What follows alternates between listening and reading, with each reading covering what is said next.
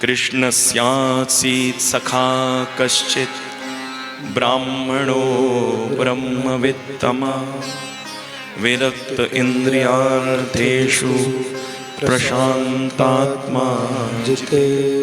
कहने को तो रुपए पैसा नहीं था, कुछ भी नहीं था, परंतु वो सुदामा गरीब नहीं अपितु सब में सबसे ज्यादा अमीर था। शास्त्र कहते हैं ऐसे दो लोगों के गले में पत्थर बांध करके उन्हें नदी में डुबो करके मार देना चाहिए।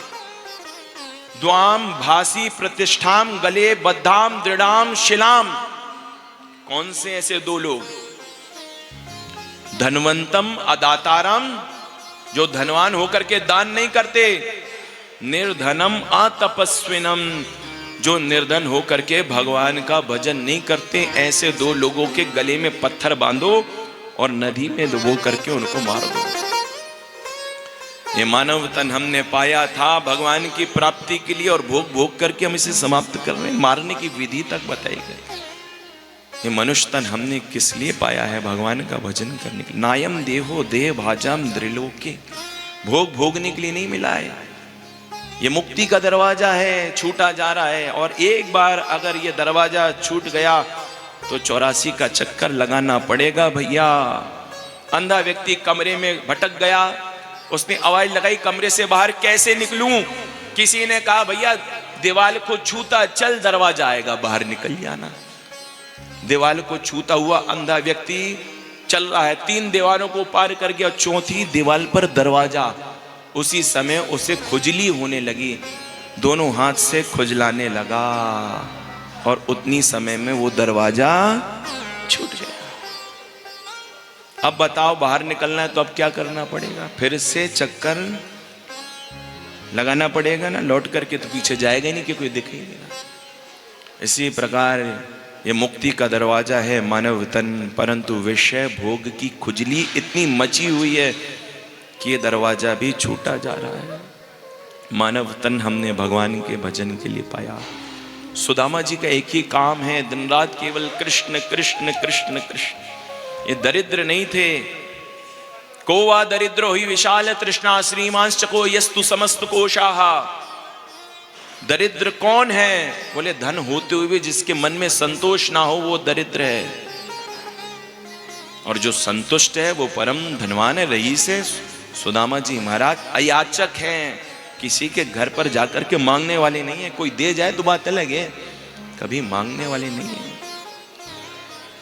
किसी के घर जाकर के कभी मांगना नहीं। और सुदामा जी के घर की ऐसी स्थिति कि बच्चे रोते हैं, माँ से कहते हैं माँ भूख लग रही है, कुछ खिलाने को खाने को कुछ दोगी? माँ कहती है बेटा बस अब भोजन चढ़ाए, जब तक एक काम करो तुम सब सो जाओ, जैसे ही पक जाएगा भोजन उठा करके तुमको खिला दूंगी। पूरा दिन ऐसे ही बीत जाता, बच्चों को सुला दिया जाता। 5-5 दिन फांके हो रहे हैं, कुछ नहीं खा रहे हैं, टूटे बर्तन टूटी कटौती, ऐसी स्थिति। सुदामा जी फिर भी चेहरे पर उनके मुस्कान। भक्त का चेहरा कभी लटकता नहीं है। सुशीला जी के मन में अभाव है, परंतु सुदामा जी के मन में कोई अभाव नहीं है। भगवान देना तो चाहते हैं, परंतु भगवान कहते एक बार मेरा भक्त कहे तो कि ठाकुर जी हम आपके हैं, तब मैं उसकी रक्षा करूंगा। करहूं सदा तिनकी रखवारी, जेमी बालक राखें महतारी। जैसे नन्हे से बच्चे की सेवा का दायित्व माँ का होता है, ऐसी भक्त की रक्षा का दायित्व भगवान का होता है, जगन्नाथ का होता है, पतित पावन का होता है। एक बार भगवान का बनना तो पड़ेगा और कहना तो पड़ेगा कि तवास्मी हम आपके, आई एम योर्स। तब भगवान रक्षा ना करें तो कहना। सुदामा जी महाराज की रक्षा करने वाले ये भगवान द्वारिकानाथ ही तो हैं। अच्छा, बहुत सी कथाएं ऐसी हैं जिनको हमने केवल सुना ही सुना है, शास्त्रों में जिसका वर्णन नहीं है। या तो किसी शास्त्र में लिखा होगा, परंतु वो शास्त्र हमको प्राप्त नहीं हो पा रहे। जैसे भगवान राम ने शबरी के बेर खाए थे, झूठे बेर, तो ऐसा कथा में तो कहीं पर चर्चा तो आती नहीं है। एक कथा हमने सुनी कि भगवान ने सुदर्शन चक्र चलाया तो भगवान की उंगली कट गई। अगर सुदर्शन में ऐसी धार होती तो जब जब सुदर्शन चलता तब तब भगवान की उंगली कटती। परंतु ये कथा है, परंतु किस ग्रंथ में है? या तो आप्त वचन है, संतों के मुख के द्वारा प्राप्त है, परंतु इन कथाओं का भी उतना ही सम्मान है। प्रमाण के रूप में कोई शास्त्र तो प्रकट नहीं है, या तो हमसे वो शास्त्र ही अछूते रह गए होंगे, स्पर्श ना कर पाए हों हम उन शास्त्रों का जिनमें वो कथा है। तो एक कथा ये भी है कि सुदामा जी गरीब क्यों हैं? क्योंकि इन्होंने कन्हैया के हिस्से के चने चुरा लिए थे। ऐसी बात नहीं है। सुदामा जी महाराज जिनका 2400 घंटे एक ही काम है, कृष्ण कृष्ण कृष्ण कृष्ण, वो कभी भगवान को कष्ट दे सकते हैं? सोच भी नहीं सकते। स्वप्न में भगवान के चने चुराने की बात तो दूर रही। तो फिर महाराज ये बात कैसे आई? बात ये है, हुआ ये कि जब भगवान पढ़ने के लिए उज्जैन गए थे तो उस समय गुरु माता ने, सांदीपनी गुरु जी की पत्नी ने सबसे ज्यादा प्यार करती थी सुदामा जी से और कृष्ण कन्हैया से। तो गुरु मैया ने, आज बच्चे जंगल में जाएंगे ईंधन ले जाने के लिए, आज जंगल में जाएंगे तो इनको भोजन के लिए मुझे कुछ देना। मेरे घर में क्या है, कुटिया में, ब्राह्मणों का घर तो ऐसे ही चलता था, कोई दे जाए तो मौज हो गई। तो गुरुकुल का पहले स्वरूप ऐसा होता था, पता आपको? 3 वर्ण के बच्चे रह करके पढ़ते थे, भिक्षा मांगने के लिए जाते थे वो बच्चे, ब्राह्मण, क्षत्रिय और वैश्य। जो उनको मिलता था वो ला करके गुरु जी की माता को देते थे। गृहस्थ कभी याचक नहीं होता। गृहस्थ के लिए मरी हुई वृत्ति मानी गई है याचना, मांग करके खाना। इसलिए सुदामा जी महाराज कभी मांगने जाते नहीं थे। हाँ, ब्रह्मचर्य अवस्था में जब अध्यापन काल में हो, अध्ययन काल में हो आप, तब उस समय आपका ये नियम है कि आप मांग करके लाओ और ला करके गुरु जी को दो और गुरु जी की मौत से भोजन बनाए। आज भिक्षा के लिए बच्चे गए हैं, घर में क्या है? कुटिया में, गुरुकुल में, सांदीपनी गुरु जी की पत्नी के पास केवल कुछ चने हैं, निकाल करके पोटली बना करके रखा है माँ ने, गुरु मैया ने। क्यों? इसलिए कि आज सुदामा जाएगा ना वन में तो ये चने दूंगी, भूखे पेट कैसे काम कर पाएंगे, लकड़ी को कैसे काट करके लाएंगे। सुदामा जी आए आज गुरु मैया के पास। इनकी गुरु जी की पत्नी है, सांदीपनी गुरु जी की पत्नी है। गुरु मैया ने कहा, सुदामा बेटा जाओ जंगल में भोजन बनाने के लिए कुछ ईंधन लेकर के आओ। कर लोगे? बोले हाँ कर लूंगा माँ, परंतु माँ आप कहो तो कृष्ण को ले जाऊं। गुरु मैया कहती है, मैं जानती हूं सुदामा ने स्पष्ट रूप से कृष्ण नाम नहीं लिया, परंतु सुदामा कहते हैं माँ अगर आपकी आज्ञा हो तो किसी एक विद्यार्थी को और मित्र को अपने साथ ले जाऊं। मैं जानती हूं तू कृष्ण के बिना नहीं रह सकता, जा तू भी जा, कृष्ण को भी अपने साथ ले जा। ठीक है माँ, मैं अभी आता हूं। कुल्हाड़ी लेकर के गए जहां पर कुल्हाड़ी रखी थी, क्योंकि जंगल जाना है, तो फिर आकर के चने आपसे ले जाऊंगा। इतने में आ गए गुरुकुल में दुर्वासा मुनि। आवाज लगाई, भिक्षाम देहि माते, मुझे भिक्षा दो। गुरु मैया निकल करके बाहर आई। गुरु मैया निकल करके बाहर आई। बाहर दरवाजे पर खड़े हैं दुर्वासा मुनि। हाथ जोड़ करके मैया कहती हैं कि दुर्वासा जी आज घर में कुछ ऐसी व्यवस्था नहीं है कि हम आपको भिक्षा दे सकें, आप कहीं और याचना कर लीजिए। बच्चे गए हैं मांगने के लिए, संध्या को लौट करके आएंगे तब कुछ व्यवस्था बनेगी, अभी मेरे पास कुछ भी नहीं है। बात समझ में आ रही है? अभी क्या दूं आपको? दुर्वासा जी वहां से चले, 2-4 कदम विचार करते, इतना बड़ा गुरुकुल और खाने को कुछ नहीं, ऐसा नहीं हो सकता, अवश्य कुछ ना कुछ होगा। और जैसे ध्यान लगाया, सोई ध्यान में चने आ गए दुर्वासा जी के। ओहो, माँ के पास चने रखे हैं पर मैया मुझे चने नहीं दे रही। अरे माँ मैं भी तो तेरा बेटा हूं। दुर्वासा जी कहते हैं इन चने में से एक मुट्ठी अपने मुख से कह रहे हैं कि एक चने से, एक मुट्ठी से अगर तू एक मुट्ठी चना दे देती तो क्या हो जाता। तूने मुझे मना कर दिया माँ, तो मैं शाप देता हूं, ये चने जो खाएगा वो दरिद्र हो जाएगा। अकेले खड़े स्वयं से ही बात कर रहे थे कुटिया के बाहर, माँ तो अंदर चली गई थी। परंतु जैसे ही बोला, इतने में कुल्हाड़ी लेकर के सुदामा जी महाराज वहां पर आकर के खड़े हुए थे और उन्होंने सुना, जो ये चने खाएगा वो दरिद्र हो जाएगा। विचार करते हैं सुदामा जी महाराज की गुरु मैया का प्रसाद है, क्या करूं, खाऊंगा तो दरिद्र हो जाऊंगा, कन्हैया को दूंगा तो वो दरिद्र हो जाएगा। कन्हैया दरिद्र हो जाएगा तो उसे बड़ा कष्ट होगा। अरे वो धरती पर कैसे सोएगा, मैं सो लूंगा, मैं तो मेरे आदत ही है, घर में मैं वैसे ही रहता हूं, तो मैं कष्ट के लिए तैयार हूं, पर मैं कृष्ण को ये चने नहीं दूंगा, क्या करूं, ये चने किसी और को दे दूं, कोई और खाएगा तो पाप शाप उसको लग जाएगा। नहीं, एक काम करता हूं, फेंक दूं।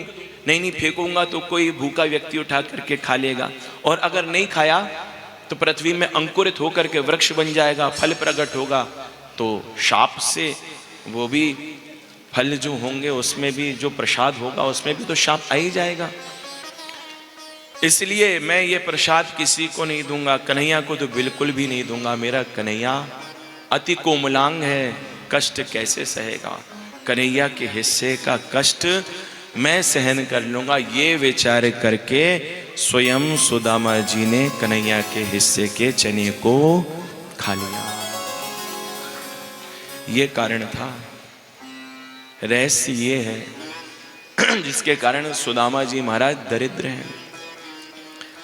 परंतु सुशीला जी 70 वर्ष की अवस्था में आज कहती हैं सुदामा से कि सुदामा जी, हमने सुना है कि द्वारिकानाथ प्रभु आपके मित्र हैं, जाइए और जाकर के उनका दर्शन करके आइए, अवश्य वो कुछ न कुछ देंगे। तो प्रश्न यहां पर यह उठता है कि अगर एक नई स्त्री का विवाह होगा तो पति के संबंधों का ज्ञान उसको कितने दिनों में हो जाएगा कि ये चाचा जी हैं हमारे पति के, ये भैया हैं, ये बहन है, ये मौसी है, ये फूफा है, ये फूफी है, ये कितने दिन में ज्ञान होगा? ज्यादा से ज्यादा 6 महीने में ज्ञान हो जाएगा। कौन मित्र है, कौन भाई है, कौन चाचा है, कौन ताऊ है। 6 महीने से ज्यादा नहीं लगेंगे एक स्त्री को उसके पति के संबंध को जानने के लिए। तो क्या सुशीला जानती नहीं थी कि द्वारिकाधीश भगवान सुदामा के मित्र हैं? ये बात जो आज सुशीला कह रही है, 70 वर्ष के हो गए सुदामा जी, जब विवाह करके आई थी तभी कह देती, तब क्यों नहीं कहा? पहले कह देती। उसका कारण है क्या? क्योंकि आज भगवान विचार करते हैं, द्वारिकानाथ विचार करते हैं कि मेरा भक्त सुदामा बड़ा कष्ट पा रहा है। क्यों? क्योंकि दुर्वासा जी का शाप इसको लगा हुआ है। मैं षड ऐश्वर्य संपन्न हूं, अभी तक मैंने दुर्वासा जी के शाप का निर्वाह कर दिया, परंतु अब मैं अपने ऐश्वर्य के बल पर आज सुदामा जी के शाप को, आज दुर्वासा जी के शाप को बाधित करता हूं। आज मेरे मित्र का ये शाप समाप्त हो जाए। जैसे ही भगवान ने दोनों भुजा उठाकर के आज भगवान के मित्र सुदामा जी के शाप को बाधित किया, उसी समय सुदामापुरी में सुशीला ने अपने पति से कहा, हमने सुना है कि भगवान द्वारिकानाथ आपके मित्र हैं, तो हे प्रभु हम चाहते हैं कि आप जाइए दर्शन करके आइए। तो पहले क्यों नहीं कहा? क्योंकि तब तक सुदामा जी के ऊपर दुर्वासा जी का शाप लागू था। परंतु आज भगवान ने अपने ऐश्वर्य से उस शाप को समाप्त किया। तब जाकर के सुशीला के मन में ये भाव आया कि आज हमारे पति सुदामा जी द्वारिकानाथ प्रभु के दर पर जाए। प्रभु जाइए। और ये बात कैसे ज्ञात हुई, इसकी भी एक कथा है कि भगवान द्वारिकानाथ सुदामा जी के मित्र हैं भगवान देना चाहते थे। एक कथा और आती है, पर भगवान के मित्र सुदामा जी महाराज कभी भगवान से मांगते ही नहीं है, भगवान देने को तत्पर हैं। भगवान विचार करते मेरा मित्र एक बार मेरे पास आए तो सही। तो मानो भगवान ही एक बार सुदामा जी की कुटिया पर संत बन करके प्रकट हो गए। भिक्षाम देहि माते, सुशीला जी निकल करके आई, प्रभु क्षमा करना, घर में भोजन की कोई व्यवस्था नहीं है। क्यों? क्योंकि घर में सूतक लगा हुआ, हम आपको भोजन का दान नहीं कर सकते। सूतक पातक लगा हुआ, कोई मर गया? बोले नहीं नहीं, कोई मरा नहीं है, कोई मृत्यु को प्राप्त नहीं हुआ। तो पातक? बोले हाँ, बच्चे का जन्म हुआ। अच्छा, बेटा हुआ है कि बिटिया? सुशीला जी कहती बेटी का जन्म हुआ है। अच्छा, ब्राह्मण देवता कहते हैं क्या नाम रखा? बोले बिटिया का नाम हमने रखा है गरीबी, दरिद्रता, निर्धनता। ब्राह्मण देवता ने कहा ओहो, घर में गरीबी आ गई तो भैया गरीबी जिस घर में आ जाएगी लेना देना तो बंद हो जाएगा। सुशीला जी ने कहा हाँ महाराज, अब आपसे कहते नहीं बन रहा है कि मेरे पास घर में कुछ नहीं है जो मैं आपको दूं, पर ये बात सच है, घर में कुछ ऐसी स्थिति नहीं, हम स्वयं 5-5 दिन से भूखे हैं। उस ब्राह्मण देवता ने, उस संत भगवान ने, वो भगवान ही थे, अरे आपका नाम सुशीला? बोले हाँ महाराज मेरा नाम सुशीला। आपके पति सुदामा जी? बोले हाँ हाँ, आप जानते हो मेरे स्वामी को? बोले हाँ, ये कुटिया तो उन्हीं की। बोले हाँ। बोले देवी मैं तो उनको बहुत अच्छे से जानता हूं, परंतु क्या तुमको पता है सुदामा जी के घनिष्ठ मित्र हैं भगवान द्वारिकाधीश। क्या बात कर रहे हो महाराज, भगवान द्वारिकाधीश मेरे पति के मित्र? बोले हाँ हाँ, मेरी बात मानो, एक बार अपने स्वामी को भगवान द्वारिकाधीश के दर पर भेज दो, इतना देंगे तुम्हारी संपूर्ण गरीबी भाग जाएगी, धनपति बन जाओगे। इतना कह करके वो ब्राह्मण देवता अंतर्हित हो गए। वो ब्राह्मण और कोई नहीं थे, वो ब्राह्मण के रूप में भगवान ही आए थे। आज सुदामा जी की पत्नी सुशीला आश्चर्य में है। द्वारिकाधीश भगवान जिनका नाम पूरे जगत में व्याप्त है, और ऐसे द्वारिकाधीश प्रभु के मित्र मेरे पति, और ये बात मुझे नहीं पता। सुदामा जी महाराज आए तो प्रणाम किया पत्नी ने, सुशीला ने। महाराज आपसे पूछना चाहती हूं, क्या सचमुच भगवान कृष्ण आपके मित्र हैं? जैसे ही सुदामा जी महाराज ने सुना, कृष्ण नेत्रों से झरझर करके आंसू बह चले। किसने कहा सुशीला कृष्ण मेरा मित्र है? जिसने कहा है झूठ कहा है। कृष्ण मेरा मित्र नहीं है, अपितु कृष्ण मेरा भाई है। भाई, वो मेरा सखा नहीं है, वो तो मेरा प्यारा है, मेरा भैया है। तुझे पता है सुशीला? अरे भैया बच्चों को बाहर कर दो, 2-4 लोग डंडा लेकर के खड़े हो जाओगे ना तो मान जाएंगे बात। अब बात को ध्यान से सुनना। भगवान सुदामा जी महाराज कहते हैं कि कन्हैया मेरा मित्र नहीं, वो तो मेरा भाई है। भाई पता मुझसे कितना प्यार करता था सुशीला। विद्यालय का नियम था, जो पाठ भूल जाए, वहीं खड़े रहो तुम, जो पाठ भूल जाएगा ना उसे दंड मिलेगा। वो बहुत विद्वान था, उसे सब आता था, 64 दिनों में 64 विद्याओं को प्राप्त करके आया था वो। परंतु जब मैं कुछ भूल जाता था ना तो इतना प्यार करता था मुझसे कन्हैया, जानबूझ करके वो भी भूल जाया करता था, इतना प्यार करता था। बोले तो आपने हमें बताया क्यों नहीं कि कन्हैया आपके सखा हैं? बोले देवी बताने से मिलेगा क्या? कन्हैया मेरा मित्र था, कन्हैया मेरा मित्र है, और कन्हैया मेरा मित्र रहेगा। और वैसे भी गरीब व्यक्ति अगर बड़े व्यक्ति को अपना मित्र बताए तो लोग विश्वास नहीं करते, बताने से मिलता क्या, वो तो मेरा मित्र है। बोले मैं कुछ नहीं जानती, मैं तो केवल इतना जानती हूं कि महाराज एक बार आप द्वारिकाधीश भगवान का दर्शन करके आइए। मैं और कुछ नहीं जानती, बस एक बार चाहती हूं कि आप उनका दर्शन करके आइए। आपको पता है इतना देंगे वो कि हमारी गरीबी भाग जाएगी। सुदामा जी महाराज कहते हैं राम राम देवी जी, मित्र पैसे वाला हो गया, इस कारण से मैं मित्र के पास जाऊं तो मित्रता कैसी? अपने राम कभी मांगने के लिए जाने वाले नहीं है। सुशीला जी विचार करती, लेने देने की अगर ज्यादा बात करेंगे तो हमारे स्वामी जाएंगे नहीं, क्योंकि सिद्धांत वाली है। अरे मैं कहाँ कह रहा हूं, मैं कहाँ कह रही हूं आपसे कि आप मांगने के लिए जाइए। मैं तो बस कह रही हूं कि जाकर के मिल आइए। अरे सुशीला, तू बार बार कृष्ण का नाम लेती है तो गुरुकुल का दृश्य मेरी नेत्रों के सामने नाचने लगता है। कन्हैया कितना प्यार करता था, मेरे साथ खेलता कूदता खाता पीता, कितनी मस्ती करते थे। अगर मैं जाऊंगा ना तो मेरा एक ही लाभ है, अयम ही परमो लाभो उत्तम श्लोक दर्शनम। भगवान का नाम है उत्तम श्लोक। क्या नाम है? अयम ही परमो लाभो। मेरे लिए तो परम लाभ यही है कि आज मुझे उत्तम श्लोक भगवान बाके बिहारी का दर्शन हो जाएगा। मुझे और कुछ नहीं चाहिए, मुझे तो केवल कन्हैया का दर्शन चाहिए। और भगवान भी सचमुच इतना प्यार करते थे, इतना प्यार करते थे। जब जब भोजन की थाली आती थी ना, भोजन की थाल को देखते ही भगवान रोने लग जाते थे। भगवान को सुदामा जी की याद आती थी। सुदामा जो 10-10 दिन से भूखा बैठ करके मेरा भजन कर रहा है, उसने मेरे शाप को अपने ऊपर ले लिया है। जब जब भोजन की थाल भगवान कृष्ण के सामने आती थी, भगवान कृष्ण को सुदामा जी की याद आती थी।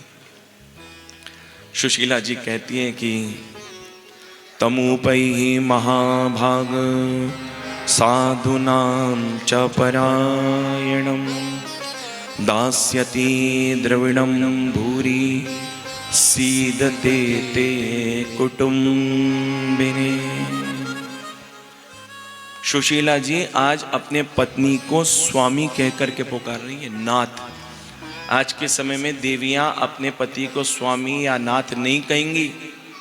पैसे वाला होगा तो कहेंगी, कह सकती हैं, परंतु जिसके घर में 5-5 दिन तक पति भोजन नहीं ला रहा हो और उसके बाद भी उसकी पत्नी उसको नाथ स्वामी कहकर के पुकार रही है, ऐसी केवल एकमात्र सुशीला ही है। धीरज धर्म मित्र अरुणारी आपतकाल पर की छाई। सुशीला जी क्या कह रहे हैं? उनके शब्द कह रहे हैं, ननु ब्रह्मन, हे ब्रह्मज्ञानी। और फिर कहती हे भगवान, मतलब षड ऐश्वर्य संपन्न, आप तो मेरे लिए भगवान हैं। अगर आप चाहें तो संसार की कोई भी वस्तु आपके लिए दुर्लभ नहीं है। आज भगवान का दर्जा शुरू से ही भगवान मानती हैं, ब्रह्मन कहती हैं, गवन कहती हैं। आपके लिए कुछ भी, ये सुदामा जी की पत्नी की गरिमा है, जो आज सुदामा जी को ब्रह्मन, भगवन, गवन कह करके पुकारी। ननु ब्रह्मन, आपके लिए तो कुछ भी दुर्लभ नहीं, आप संकल्प कर ले तो आपको सब मिल जाए। परंतु मैं चाहती हूं कि एक बार आप भगवान कृष्ण का दर्शन करने के लिए जाएं। आप जानते हैं भगवान कृष्ण का स्वभाव कैसा है? साधूनां च परायणम। संतों के आश्रय हैं भगवान कृष्ण। किसके आश्रय हैं? संतों के आश्रय हैं, ब्राह्मणों के भी वही आश्रय हैं। और हे सुदामा जी महाराज, आप जैसे दीनों के भी आश्रय अगर कोई हैं तो हैं भगवान द्वारिकाधीश। मैं चाहती हूं कि एक बार आप उनका दर्शन करके आए। सुशीला जी जब कहती हैं तो सुदामा जी विचार करते हैं कि आज तक जीवन में कभी सुशीला ने कुछ नहीं मांगा, और पति का कर्तव्य होता है कि पत्नी की इच्छा को पूरा करे। पति का कर्तव्य क्या है? अगर जायज इच्छा हो ना तो पति को अपनी पत्नी की इच्छा को पूरा करना चाहिए। नहीं करेगा तो पाप लगेगा। आज कुछ गलत तो नहीं कह रही है, कुछ संसार की वस्तु तो नहीं मांग रही है। सुशीला क्या कह रही है कि जाइए प्रभु, एक बार द्वारिकाधीश भगवान का दर्शन करके आइए। जीवन में कभी इसने कुछ मांगा नहीं है, और जो ये मांग रही ना, सचमुच में ये सच्चा धन है। मुझे आज कन्हैया का दर्शन होगा। सुदामा जी महाराज कहते हैं कि सुशीला, मैं जाऊंगा तो सही, परंतु तुझे पता है कुछ घर ऐसे होते जहां पर खाली हाथ नहीं जाना चाहिए। अपने पास तो कुछ ऐसा नहीं हमारे पास जो हम कन्हैया के लिए लेकर के जाए। तुम्हारे पास कुछ है क्या? हे सुशीला, कन्हैया को देने के लिए कुछ सामग्री, कोई वस्तु, कोई धन, कोई मिठाई, कुछ व्यवस्था है? सुदामा जी महाराज जिन्होंने आज तक 1 रुपया नहीं कमाया, जब ब्राह्मणों को वेद पढ़ाते हैं तो पैसा नहीं लेते हैं, कथा सुनाते हैं तो पैसा नहीं लेते हैं, किसी के घर में जाते हैं तो दान नहीं लेते हैं, ऐसे सुदामा जी महाराज ने आज तक 1 रुपये कमाया नहीं, तो पत्नी को देंगे कहां से? और पत्नी के पास कहां से आता है? पत्नी के पास पति से ही आता है। शिव महापुराण में वर्णन आया है कि पत्नी के लिए सर्वश्रेष्ठ धन कौन सा है? बोले पति के द्वारा जो प्राप्त हो जाए पत्नी के लिए वही अमृत के समान है। अरे देवी, अपने पास तो कुछ भी नहीं है, परंतु तुम्हारे पास कुछ व्यवस्था है कन्हैया को देने के लिए, क्योंकि हर पति जानता है कि पत्नी के पास कुछ ना कुछ माल छुपा हुआ रखा है। इसलिए भैया संतों ने कहा है, जब पति कमा करके आए ना, कथा कह करके आए या व्यापार से आए या कोई नौकरी से आए, और आकर के जैसे ही अपना कुर्ता टांगे, कोट पैंट टांगे, बाथरूम जाए हाथ पैर मुंह धोने के लिए, तो पत्नी का कर्तव्य क्या है? धीरे से जाए और पति के पैंट के जेब में हाथ डाल करके देखे। 100-200 रुपया हो तो 10-20 खींच ले, 1000-2000 हो तो 100-200 निकाल ले, 10-20 हजार हो तो 1000-2000 खींच ले। ऐसे करके उससे धन जोड़ते रहना चाहिए। और पति जब कहे सुनो आज इसमें कुछ पैसे कम लग रहे हैं, सोई पंचम स्वर में बोलना चाहिए। तो तुम्हारे कहने का क्या मतलब है? हमने ले लिए क्या? सोई चुप है जाए, कछु ना कहे वो।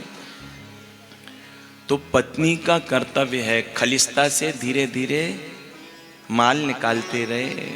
और सचमुच जब पति को जरूरत हो ना, और पति कहे कि सुनो आज सच में, जानता है कि दिया नहीं है, अरे तू ही तो देगा तभी तो पैसा आएगा, जानता है, फिर भी कहेगा सुनो आज सच में बिल्कुल पैसा नहीं है, कुछ व्यवस्था है।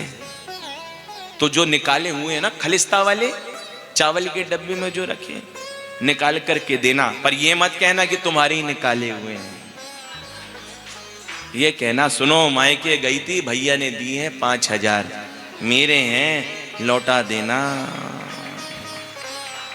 इसमें ज्यादा हंसी आई।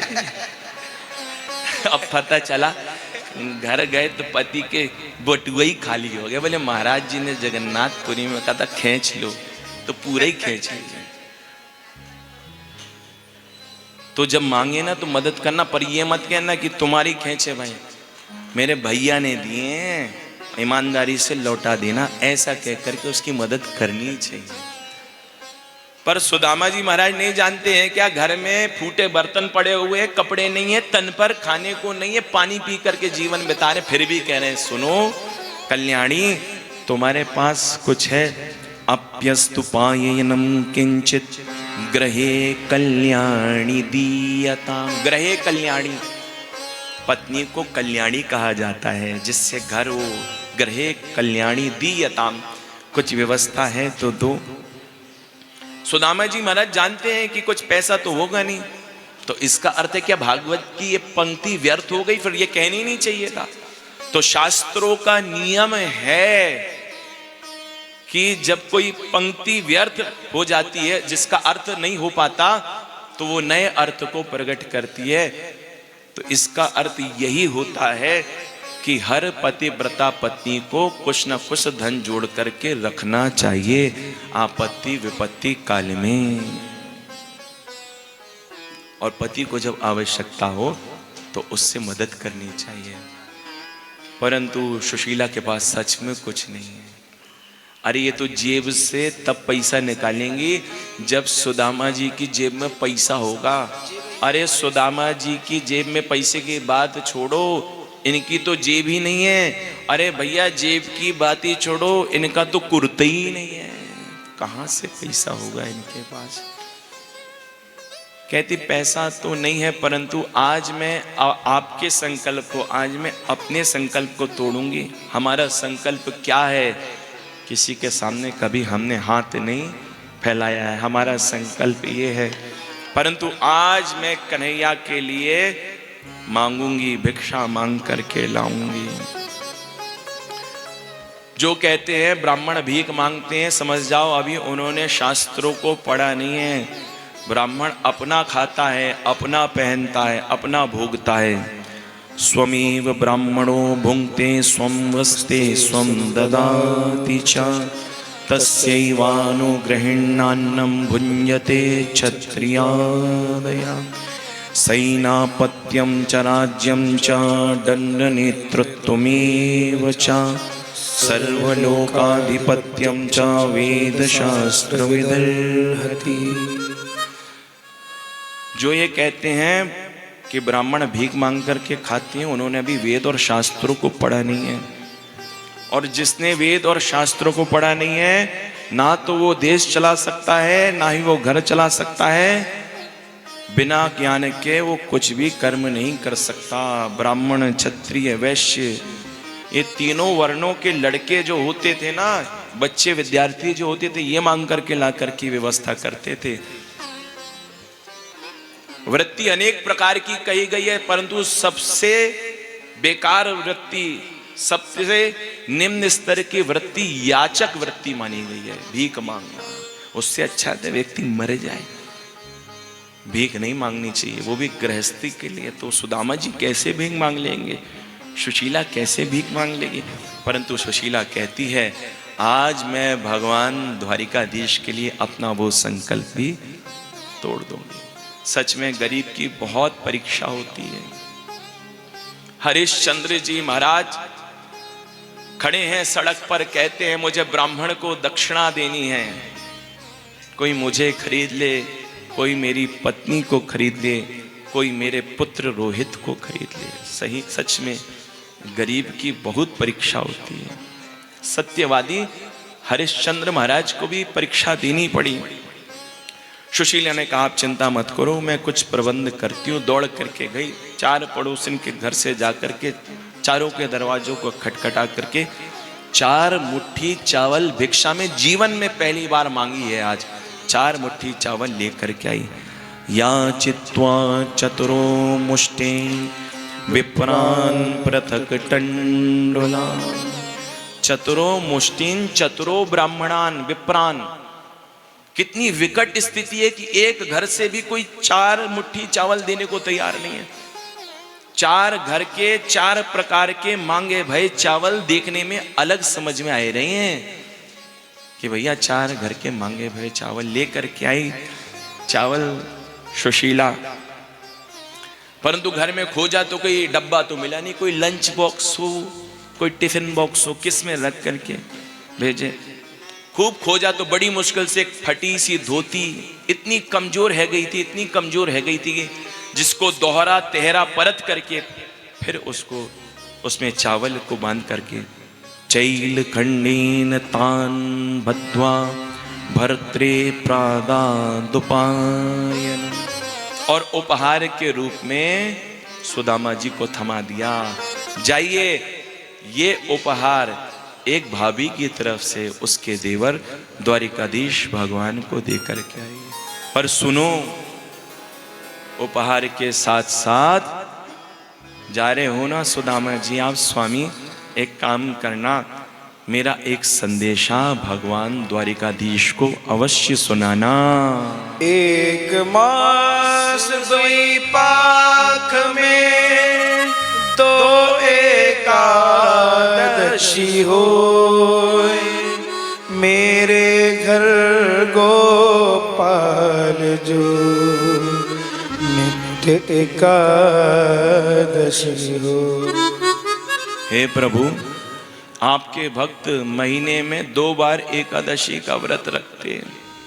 1 मास 2 पाख में 2 एकादशी हो, मेरे घर गोपाल जो नित्य एकादशी।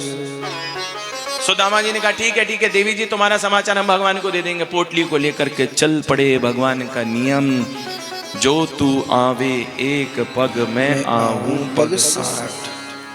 हमको लगता है कितना चलेंगे सुदामा जी, जिन्होंने कुछ खाया नहीं होगा, 50, 100, 200 किलोमीटर थक गए। वृक्ष के नीचे विश्राम करने के लिए बैठे, इतने थके थे कि नींद लग गई। भगवान सब देख रहे, द्वारिका से बैठे बैठे मेरा भक्त मुझसे मिलने के लिए आ रहा, विकल हो रहे हैं, इंतजार कर रहे हैं कब आएगा सुदामा, आने में समय लगेगा, चलने में कष्ट होगा। तुरंत भगवान ने योग माया को बुलाया। योग माया, मेरा एक विप्र ब्राह्मण, मेरा एक भक्त, नहीं वो मेरा भक्त नहीं, वो तो मेरा भगवान है, मैं उसका भक्त हूं, मेरा भगवान मुझसे मिलने के लिए आ रहा है। योग माया एक काम कर, सोते हुए सुदामा को उठा और ला करके द्वारिका में ही सुला। सोते हुए सुदामा जी को योग माया उठाएगी? नहीं, हमें तो लगता है स्वयं भगवान बाके बिहारी गए होंगे और सोते हुए सुदामा जी को भगवान ने अपने हाथों पर उठाया होगा और द्वारिका में ला करके सुला दिया। जैसे ही निद्रा टूटी, निगाह खुली, नेत्र खुले, बड़े बड़े महल, अरे भैया हम तो वृक्ष के नीचे सो रहे थे, ये कहाँ आ गए? उठ करके खड़े हुए। एक राहगीर निकला। राहगीर से सुदामा जी महाराज पूछते हैं कि भैया एक बात बताओ, यहाँ पर द्वारिका का रास्ता कहाँ से मिलेगा? द्वारिका कितनी दूर है? राहगीर ने कहा क्यों मजाक करते हो भैया, जहां पर तुम खड़े हो वही द्वारिका है। अरे भैया द्वारिका पहुंच गए? बोले और क्या? अच्छा भैया ये बात बताओ, हमारा कनुआ कहाँ मिलेगा? बोले कनुआ? बोले यहाँ पर कोई कनुआ नहीं रहता। नहीं हमने सुना है वो यहाँ का राजा है। राहगीर बोला हे भगवान, हमारे स्वामी का आप ऐसे नाम लेते हो? यहाँ पर उनका नाम बड़े अदब से लिया जाता है। कैसे लिया जाता है? श्री श्री श्री 1008 श्री महाराजाधिराज श्री कृष्णचंद्र महाराज। जैसे ही सुना भौचक्के हो गए सुदामा जी, इतना बड़ो नाम है गयो बाको। अरे भैया जब साथ में खेलता था तब तो हम प्रेम ते बाको कनुआ कनुआ कह करके पुकारते थे। कहाँ मिलेगा भैया तेरा कृष्णचंद्र महाराज? बोले जितने भी महल दिख रहे हैं ना, सब कन्हैया के हैं, किसी में भी चले जाओ। भगवान के दरवाजे कभी किसी के लिए बंद नहीं होते, विशेष करके ब्राह्मण के लिए। फिर भी नरोत्तम दास जी ने गाया है। सुदामा जी पहुंचे, द्वारपालों से कहते हैं कि भैया अपने स्वामी से क्या दर्शन नहीं कराओगे? जाओ जाकर के कहो कि अगर आ सकता है तो दर्शन देने के लिए आ जाए। क्यों? बोलना उससे कि उसका मित्र सुदामा आया है। क्या बात कह रहे हो महाराज, आप भगवान के मित्र? बोले हाँ, अगर नहीं दर्शन देना हो तो कोई बात नहीं, हम चले जाएंगे। देखो इतनी दूर कोई यात्रा करके जाए तो ये भाव, ये सरलता नहीं रख सकता। अरे मैं इतनी दूर से चल करके आया और तूने मुझे नहीं पहचाना। देख भैया हमारे कन्हैया को कष्ट मत देना, तू जा करके बस उसको ये समाचार दे देना कि सुदामापुरी से कन्हैया से मिलने के लिए उसका बचपन का यार आया है। क्या नाम है? बोले नाम है सुदामा। जैसे ही सुना द्वारपाल भाग करके भगवान कृष्ण के पास गए। भगवान ने देखा द्वारपाल आए। हाँ भैया काहे के लिए आए, क्या समाचार चल रहा है? बोले क्षमा करना महाराज, दास को वर्ष हो गए आपकी सेवा करते हुए, परंतु आज जैसा आपका मित्र आया है, ऐसे मित्र की तो हम स्वप्न में भी कल्पना नहीं कर सकते कि ऐसे ऐसे भी आपके मित्र होंगे। बड़े बड़े लोग आए, देवता आए, धनपति आए, गरीब से गरीब आया है, परंतु आज जैसा आपका मित्र आया है, ऐसे मित्र की कल्पना तो हम स्वप्न में भी नहीं कर सकते। शीश पगाना जगतन पे प्रभु हो, शीश पगाना जगतन पे प्रभु, जाने को आही बसे के ही ग्रामा। टूटी फटी सी लटी दुपटी अरुपाया हो पायन द्वार खड़ो तुझे दुर्बल एक हो, द्वार खड़ो तुझे दुर्बल कैसो वसुधा अभिरामा। पूछत दीन दयाल को नाम बतावत आपनो नाम सुदामा। बतावत आपनो नाम सुदामा। बतावत आपनो नाम सुदामा। पूछत दीन दयाल दयाल को धाम बतावत आपनो नाम सुदामा।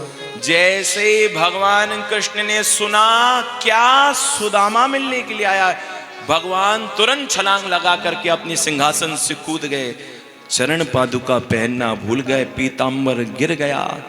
जितने भी सभासद बैठे थे, ओहो, एक से एक दिव्य विभूति आई, परंतु आज जैसे हमारे भगवान भाग रहे हैं, आज तक कभी हमने ऐसे भागते हुए उनको नहीं देखा। सुदामा जी महाराज दरवाजे पर खड़े विचार कर रहे हैं, अधेड़ बुन में हैं, क्या पता बचपन में मिले थे, नाम याद होगा कि नहीं, पहचानेगा कि नहीं। कोई बात नहीं, नहीं पहचानेगा तो चले जाएंगे, दर्शन तो हो ही जाएगा कन्हैया का। और भगवान ने जैसे ही सुदामा सुना, सुदामा सुदामा सुदामा, रोते हुए बिलखते हुए भगवान दौड़ करके आए और तुरंत दौड़ करके एकदम से जाकर के सुदामा जी महाराज को पकड़ करके अपने अंक से लगाए। रो रहे हैं भगवान कृष्ण। जब ज्यादा प्रेम होता है ना, तो व्यक्ति शब्दों से नहीं बोलता, उसके आंसू बोलते हैं। सुदामा जी महाराज रो रहे हैं, भगवान कृष्ण रो रहे हैं, 1 घंटे तक पकड़ करके खड़े हैं। भगवान कृष्ण विचार करते हैं, मेरा मित्र कितना दुबला पतला हो गया, इतनी जोर से मैंने इसको पकड़ाया, शरीर में कष्ट हो रहा होगा। सुदामा जी महाराज विचार करते हैं, मेरा मित्र कन्हैया कितना कोमल है, शरीर की मेरी हड्डियां ऐसे चुभ रही होंगी। धीरे धीरे करके दोनों ने एक दूसरे को बंधन मुक्त किया। कन्हैया ने पता क्या किया, सुदामा जी के हाथ को पकड़ा और घसीट करके खींच करके ला रहे हैं, क्योंकि शरीर में शक्ति नहीं है, प्रेमाधिक्यता में खींच रहे हैं, भाग करके आ रहे हैं। और पता है बैठने के लिए कौन सा स्थान दिया, जहां पर राजा बैठते हैं वहां पर नहीं, जहां पर स्वयं भगवान द्वारिकाधीश विराजमान होते हैं। आज उसी श्रेष्ठ सिंहासन के ऊपर भगवान कृष्ण ने सुदामा जी को विराजमान कराया। तन की स्थिति ऐसी है, मैल लगा हुआ है, कपड़े फटे हुए हैं। सुदामा जी महाराज संकोच में गड़े जा रहे हैं, सिर को झुका करके। और भगवान ने पता किया, देखो संसार की दौड़ में जब मित्र पीछे छूट जाए ना, ध्यान दो इधर भैया, नहीं समझ में आ रही कथा? ठीक है, बैठ जाइए आप लोग। बोलिए जगन्नाथ महाप्रभु की। ध्यान दो, बहुत अच्छी बात कह रहे हैं। नहीं लग रहा मन? भूख लग रही है? हाँ तो आगे माता जी कह रही हाँ।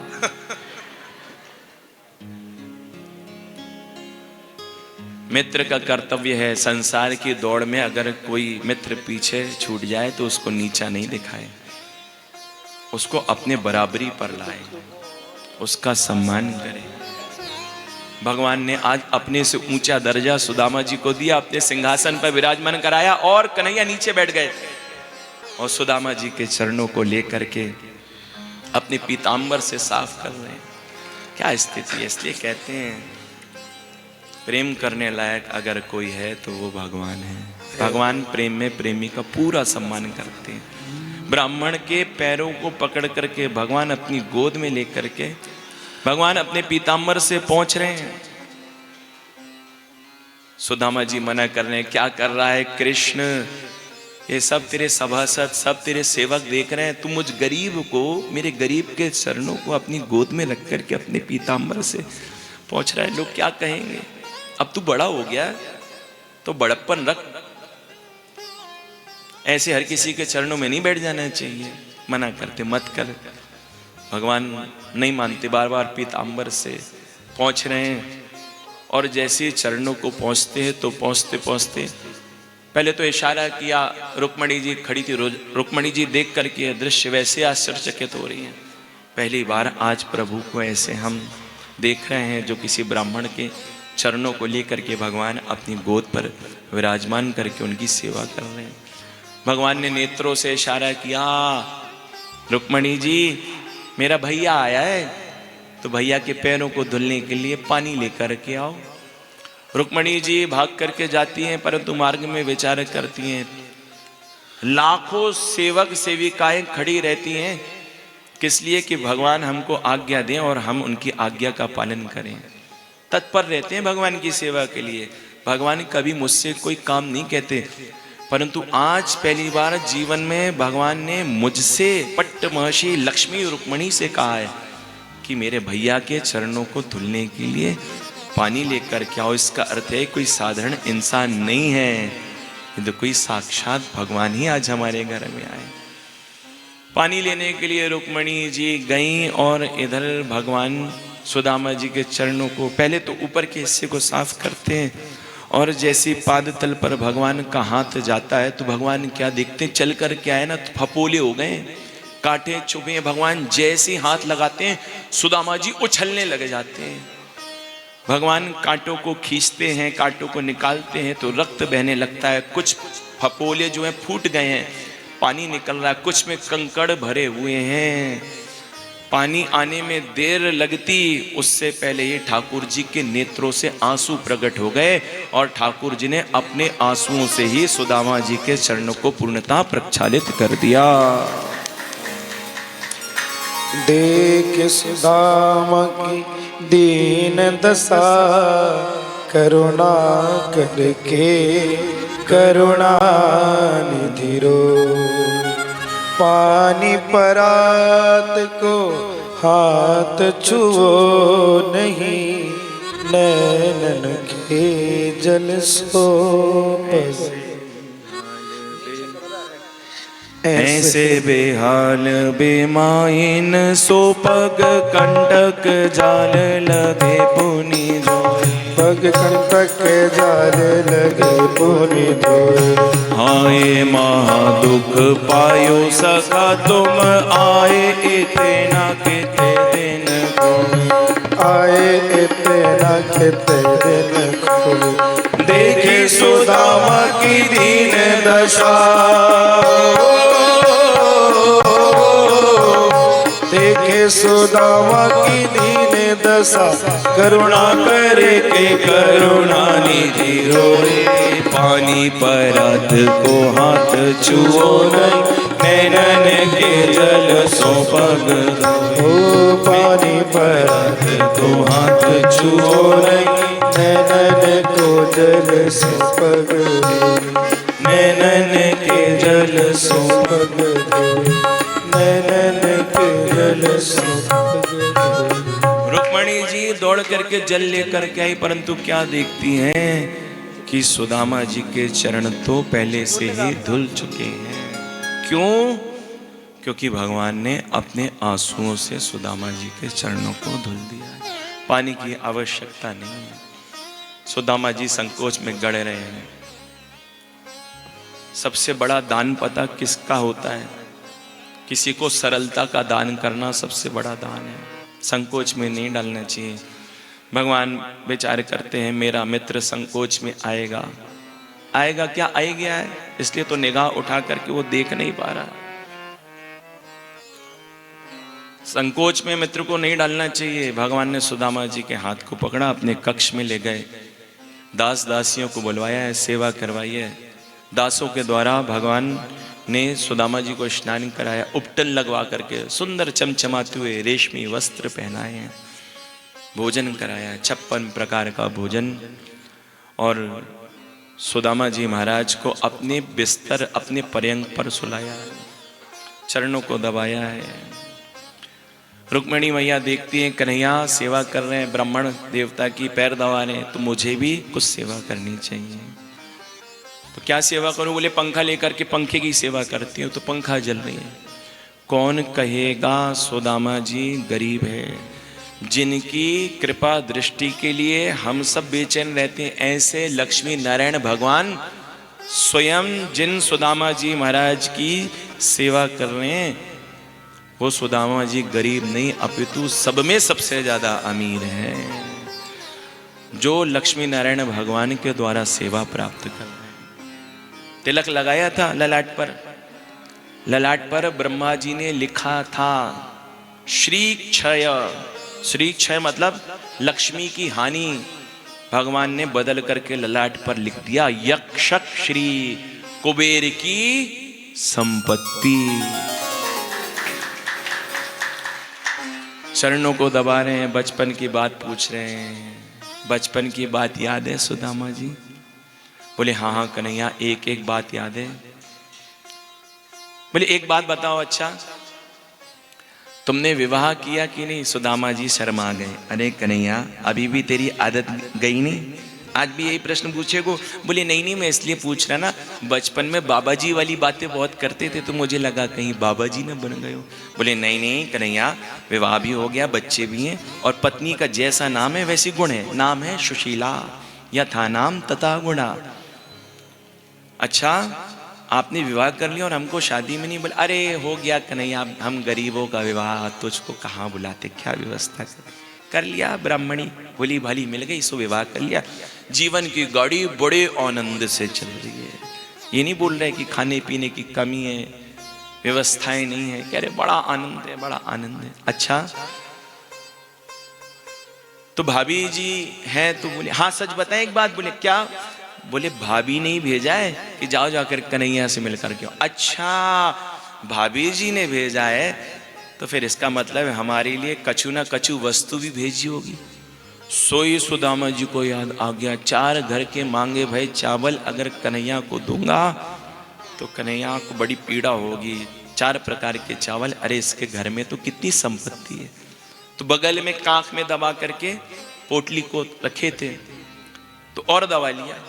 अरे कन्हैया भैया, हमारे घर में क्या हतो जो हम तेरे ताई लाते हैं? हमारे पास कुछ भी ऐसी व्यवस्था नहीं थी तो हम लाए नहीं। बोले कोई बात नहीं। बोले अच्छा एक बात बताओ सुदामा जी, बचपन की बातें याद है तुम्हें?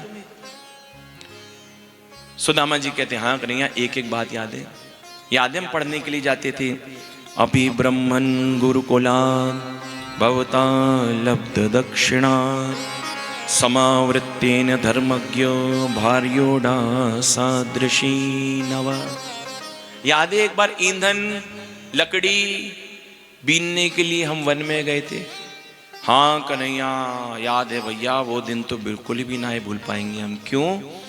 बोले उस दिन लकड़ी बीनते बीनते कितना पानी गिरा, कितना पानी गिरा, हमको लगा कि हम वापस नहीं आ पाएंगे। कन्हैया कहते हाँ आपको तो पूरी बात याद है, फिर तो आपको ये भी बात याद होगी कि उस दिन ठंड के कारण आपके दांत कैसे किटकिटा रहे थे। सोई सुदामा जी ने विचार किया, अरे भैया ये तो कछु और पुल पट्टी कोरवे वारो है। अरे कन्हैया भैया, बचपन की बात ही कुछ और। दोनों ठहाका मार करके हंसने लगे। अब रुक्मणी मैया विचार कर रही है इसमें हंसने की बात क्या? लकड़ी बीनने गए थे, ठंड के कारण डांट किटकिटा रहे थे। बचपन के लोग आधी बात बोलते हैं और आधी उनके मन में आ जाती, हंसने लग जाते हैं। भगवान कृष्ण पोल खोलना चाहते हैं, कहते हैं तुम्हारी बचपन की आदत गई नहीं है। उस समय तुम चने चुरा करके खा रहे थे, तभी तुम्हारे मुख से आवाज आ रही थी, किटकिटा रहे थे। लगता है तुम्हारी आदत गई नहीं है। अरे कन्हैया, बचपन की बात ही कुछ और है, गुरुकुल की बात ही कुछ और है। आज सुने गुरुकुल की बात करके मेरे निगाहों के सामने वो दृश्य ला करके प्रकट कर दिया। कितना आनंद आता था, कितना प्रेम आता था जब हम साथ में मिलकर के बैठ करके पढ़ते थे। बड़ी सदगुरुदेव भगवान की हमारे ऊपर कृपा। और जब हम भीग गए थे, जब हम समिधा बीनने के लिए जंगल गए थे और भीग गए थे और लौट करके आए थे, तो गुरुजी ने हमारी भक्ति को देख करके हमें आशीर्वाद दिया था कि बेटा जाओ, हम तुम्हारी गुरु सेवा को देख करके तुम पर प्रसन्न होकर के तुम्हें आशीर्वाद देते हैं। तुमने जो भी विद्या पढ़ी है जीवन में कभी भी तुम्हें वो विस्मृत होने वाली नहीं है। अहो हे पुत्र का यूय मस्मदर्ते अति दुखिता आत्मा वै प्राणिनाम पृष्ठ तमनादित्य मत्परा। अच्छा आपको बचपन की बात तो बुरी याद है? बोले पूरी याद है। अच्छा ये बात तो बताओ, भाभी जी ने भेजा क्या? अरे भैया फिर आ गया वापस उसी बात में, तुझसे कहा ना भैया घर में कछू ना आए तो का लाते हम तेरे ताई। भगवान कहते कोई बात नहीं, परंतु जब से हम देख रहे हैं सुदामा जी, जब से तुम आए हो यो हाथ को ऐसे दबा करके बैठे हो। सुदामा जी महाराज कहते हैं अरे कन्हैया इतनी दूर की यात्रा करके आए तो हाथ पैरों में दर्द तो हो ही जाएगा। गजब की बात है गई भैया, चल करके तुम पैरों से आए और कष्ट तुम्हारे हाथों को हो रहा है और हम तुम्हारे पैर को दबा रहे। अभी बताओ ऐसी मालिश करेंगे हाथ का दर्द सबरो भगा देंगे। लाओ भैया हाथ। सुदामा जी नाराज हो गए, अरे कन्हैया तुझसे मना करी ना हमने, जैसे हम देख लेंगे, तू मेरे हाथ से हाथ मत लगा। नेक्स्ट सटके मटके सोई भगवान को पोटली दिख गई। भगवान ने बरबस करके सुदामा जी का हाथ पकड़ करके जैसे खींचा, पोटली धरती पर गिर गई। सुदामा जी का मुख मुरझा गया। भगवान ने पोटली को उठाया, एक मुट्ठी चावल खा करके एक लोक की संपत्ति का दान कर दिया। और जैसी दूसरी मुट्ठी चावल लेकर के खाने को तैयार हुए, रुक्मिणी मैया ने हाथ को पकड़ लिया। ये क्या कर रहे हो प्रभु? दूसरी मुट्ठी चावल खा करके दूसरे लोक की संपत्ति का दान करके स्वयं सुदामा बनना चाहते हो, अथवा ब्राह्मण के द्वारा लाया गया प्रसाद अकेले नहीं खाना चाहिए, बांट करके सबको खिलाओ। अथवा भावुकता में कच्चे चावल खा रहे हो कन्हैया, पेट में दर्द है जाएगा। भगवान कहते हैं रुक्मिणी जाओ और जाकर के सबको ये ब्राह्मण का प्रसाद वितरित करके आओ। कन्हैया तूने तो हमसे सबरी बात पूछ ली भैया, परंतु ये बात बता तेरा विवाह हुआ कि नहीं? भगवान कहते हमारे चक्कर में नहीं पड़ो तो ज्यादा अच्छा है। अरे बताना, बताता क्यों नहीं? भगवान हंसते हैं, है गए हो ना कन्हैया, बताना ना चाह रही हो तू? हाँ हाँ भैया है गए हो। तो बोले विवाह है गए हो तो एक काम करना, अपनी पत्नी को तो बुला, मोड़ो तो नेक देख ले वाको हम। बोले महाराज कहा करोगे? बोले आशीर्वाद देंगे, पक्को आशीर्वाद देना पड़ेगा तुमको जितनी पत्नी है। बोले हाँ। सुदामा जी विचार करती, एक पत्नी होगी और मैक्स से मैक्स 2 होंगी। बोला भैया आशीर्वाद देंगे, इतना भी दरिद्र ना है जो आशीर्वाद ना दे पाऊं। भगवान ने आवाज लगाई, रुक्मिणी जी। सोई रुक्मिणी जी यही है? बोले हाँ। पुत्रवान भव, सौभाग्यवती भव, आयुष्मती भव, दीर्घायु भव। आहा, पत्नी को आशीर्वाद दे दिया। अरे रुको रुको भैया, रुको रुको। जामवती जी आइए। कन्हैया दुई दुई? बोले हाँ। कौन है? बोले जे भी वे ही आए। अच्छा इनको भी आशीर्वाद दो। सौभाग्यवती भव, पुत्रवान भव, दीर्घायु भव, आयुष्मती भव। कन्हैया बड़े ठाठ है भैया, 2-2। अरे रुको भैया, सत्यभामा जी आइए। अरे कन्हैया जी कौन? बोले जे भी वो ही हैं, तुम तो आशीर्वाद देते चलो। फिर आशीर्वाद दिया। यमुना। अरे भैया रुको रुको, जे बात बता भैया कितनी है? भगवान ने विचार कियो, डिजिट बताऊंगो, संख्या बताऊंगो तो पंडित भाग जाएगो, घर में झगड़ा है जाएगो कि 4 को आशीर्वाद दिलवायो बाकियन को आशीर्वाद न दिलवायो। अरे भैया तुम तो आशीर्वाद देते जाओ, ज्यादा घबराओ मत। आशीर्वाद देते जा रहे, पत्नियां आती जा रही है। सौभाग्यवती भव, दीर्घायु भव, आयुष्मती भव। 10, 20, 30, 40 पानी पी पी करके आशीर्वाद दे रहे, गला सूख गया।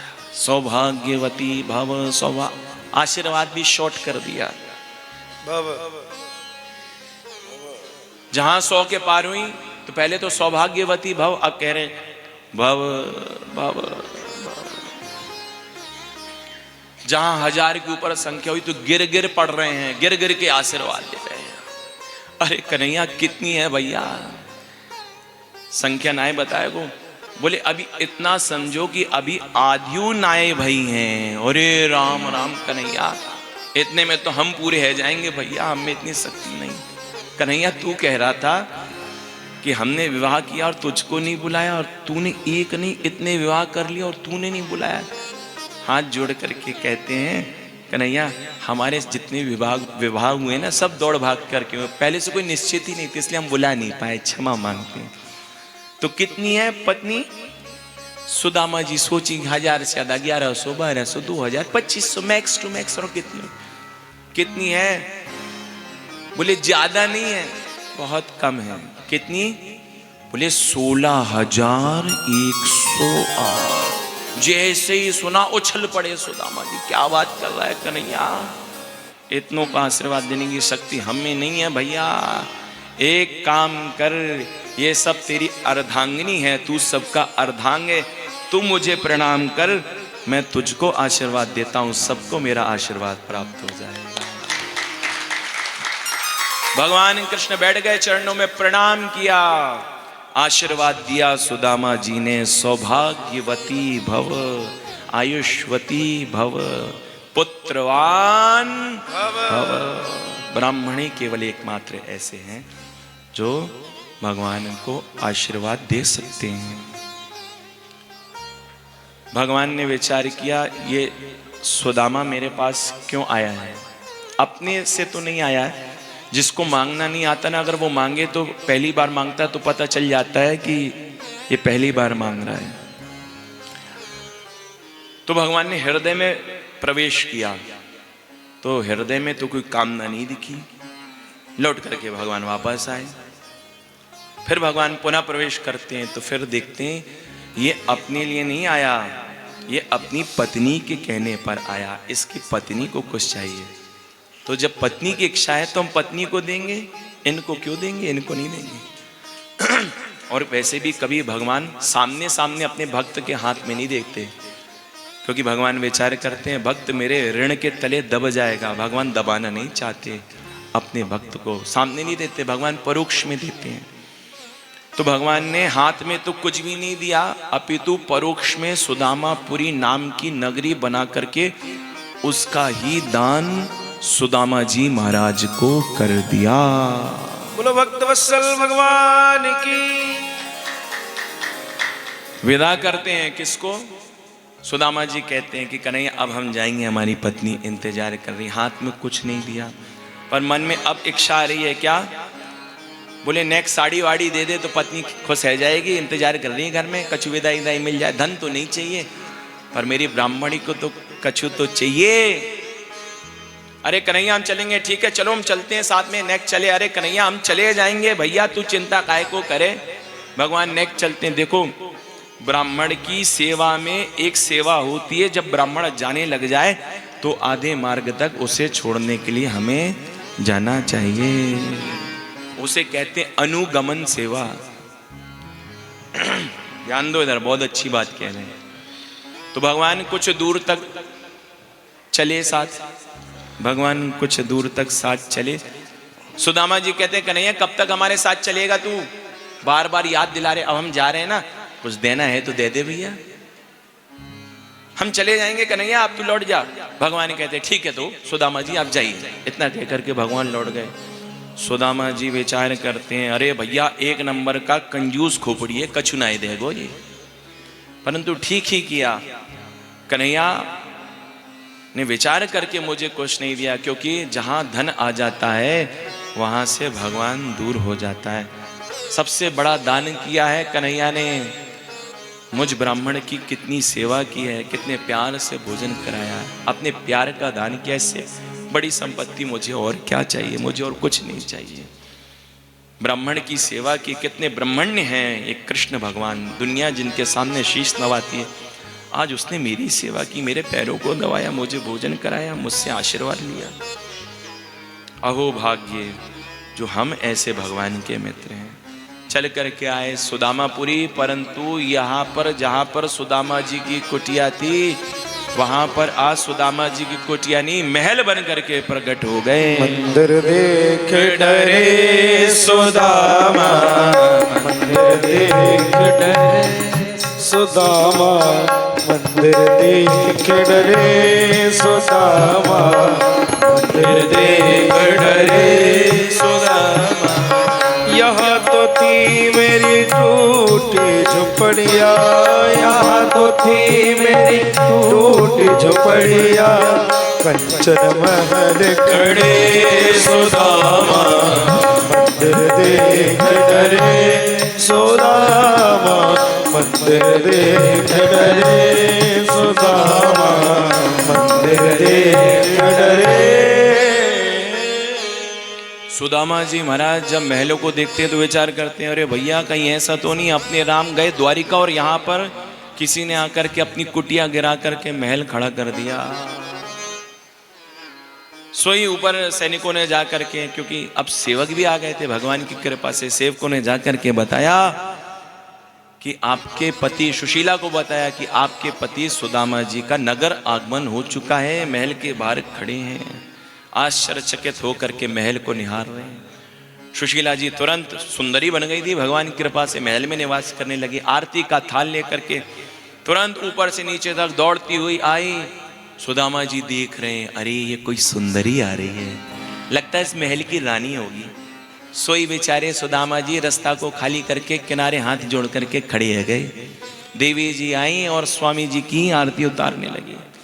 कप कपाते हुए, हाथ को जोड़ते हुए सुदामा जी पूछते हैं, देवी जी आप कौन?